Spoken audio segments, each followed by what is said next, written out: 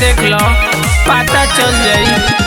बम्बे शहर की लड़की हूँ, तेरे जैसे से नहीं डरती हूँ।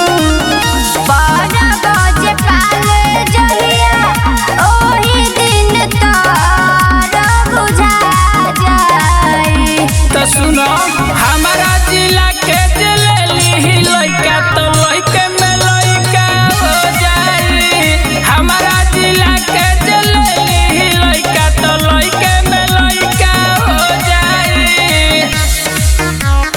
लइके में लइका हो जाई। म्यूजिक बाय कुमार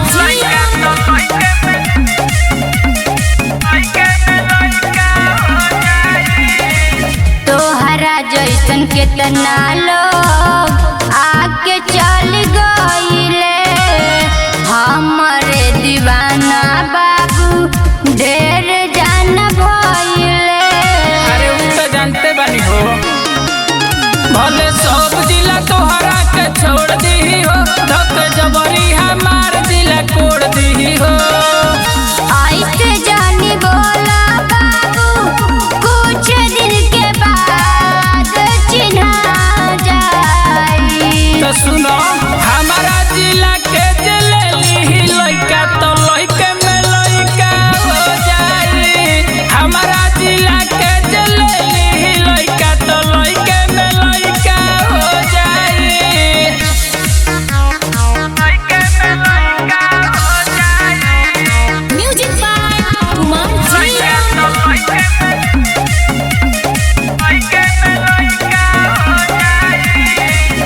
रवि रिहाई जानी बोला बढ़ चढ़ के, बड़ घर के लड़की हाई रहतनी डर के।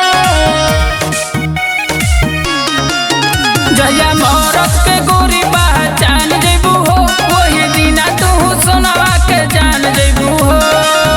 एतना जे बोला तारा तहर देहिया खिंचा जाई। तो सुनो हमारा जिला के जलेली लइका तो लइके में लइका हो जाई। हमारा जिला के जलेली लइका तो लइके में लइका हो जाई। बुझलू।